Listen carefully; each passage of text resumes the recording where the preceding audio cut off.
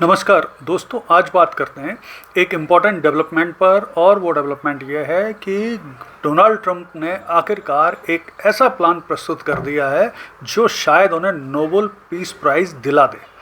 तो आखिर वो क्या प्लान है? तो प्लान ये है कि डोनाल्ड ट्रंप ने एक गाजा पीस प्लान प्रस्तुत किया है।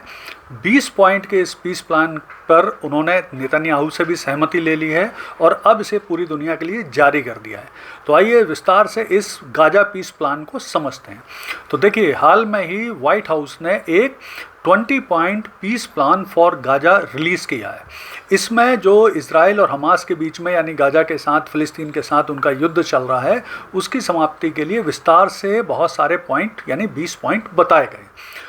तो इन पॉइंट को अगर एग्री कर लेता है हमास तो निश्चित तौर पे इस क्षेत्र में शांति आएगी और ये युद्ध ख़त्म हो सकता है। तो आइए जल्दी से विश्लेषण करते हैं इन जो पॉइंट है इनमें से प्रमुख पॉइंट का। तो सबसे पहला जो पॉइंट है कि ये जो 20 पॉइंट है इस पर दोनों पार्टियां यानी इजराइल और हमास को एग्री करना पड़ेगा, और अगर दोनों पार्टियां इस पर एग्री करती हैं तो तत्काल सीज फायर हो जाएगा और इसके बाद सीमाएं तय कर दी जाएंगी, यानी जो अभी जहां है वो वहीं पर रहेगा।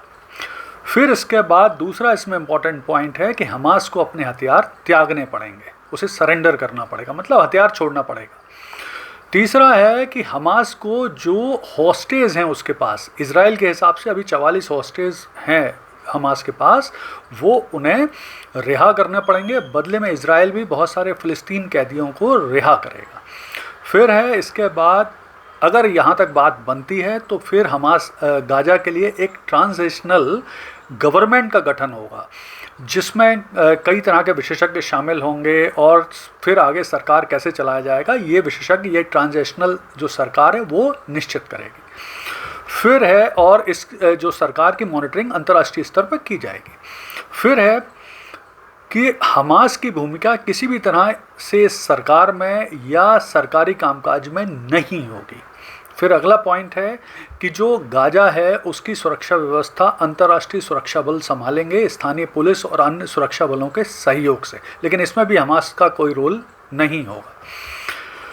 फिर यहाँ पर एक और इम्पॉर्टेंट डेवलपमेंट है, मतलब पॉइंट है, वो ये है कि गाजा का पुनर्निर्माण होगा, वहाँ पर ढांचागत विकास किया जाएगा और किसी भी गाजा के नागरिक को जबरन गाजा से नहीं निकाला जाएगा। यानी जो बात चल रही थी कि गाजा से उन्हें निकाला जाएगा, जिस तरह की पहले बातचीत थी, वो नहीं किया जाएगा। तो ये एक अच्छा डेवलपमेंट है। फिर ये है कि अगर ये सब शर्तें पूरी होती हैं तो भविष्य में गाजा और वेस्ट बैंक में राजनीतिक तौर पर कैसे डेवलपमेंट होना है उस पर बातचीत की जाएगी। हालांकि इसकी कोई समय सीमा निर्धारित नहीं की गई। फिर अगला पॉइंट ये है कि अगर हमास ने ये सब शर्तें नहीं मानी तो फिर इजराइल स्वतंत्र होगा और वो अपने हिसाब से जो सैन्य कार्रवाई कर रहा है वो करता रहेगा। नेतन्याहू ने इस पर यह बोला है कि चाहे आसान तरीके से या कठिन तरीके से मानना तो इसी प्लान को होगा हमास को, अदरवाइज वो अपनी कार्रवाई करता रहेगा। तो ये नेतन्याहू का कहना है। तो इस पीस प्लान का स्वागत किया है कई अरब देशों ने, दुनिया के कई देशों ने, जिनमें प्रमुख अरब देश हैं, सऊदी अरब है, यूएई है, कतर है, जॉर्डन है, इजिप्ट। इन्होंने इस प्लान को अच्छा माना है क्योंकि इनकी भागीदारी भी इस प्लान में होगी। हालांकि इसमें परेशानी क्या है कि बहुत सारी चुनौतियां हैं, बहुत सारी अनिश्चितताएं हैं इस प्लान को लेकर। जैसे अभी सबसे बड़ी चीज़ तो ये है कि इसमें हमास की स्वीकृति बाकी है। हमास इसे मानता है नहीं मानता ये देखना इम्पॉर्टेंट होगा। फिर अगर हमास आसानी से इसको नहीं मानता तो मुझे लगता है अरब देशों को उस पर प्रेशर डालना चाहिए क्योंकि ये एक अच्छा मौका है इस युद्ध को समाप्त करने का।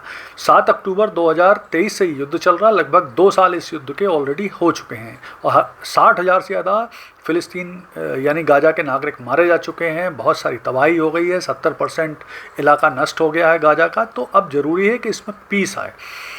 फिर इसमें एक परेशानी ये आएगी कि मतलब अगर ये प्लान बनता है तो इन अरब देशों को इजराइल की सुरक्षा की भी गारंटी लेना होगी।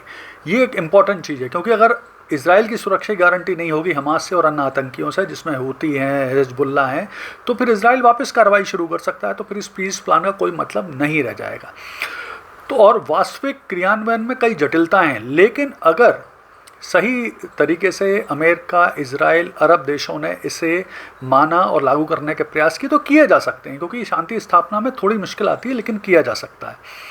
तो कुल मिला के अगर ये गाजा पीस प्लान लागू होता है, माना जाता है, तो 2 साल से चल रहा इजराइल हमास गाजा फ़िलिस्तीन युद्ध ख़त्म होगा, गल्फ़ क्षेत्र में शांति आएगी, विश्व शांति के लिए एक अच्छा कदम होगा। और सही मायने में अगर ट्रंप को नोबेल पुरस्कार मिल सकता है तो इस प्लान के सफल क्रियान्वयन से ही मिल सकता है। धन्यवाद।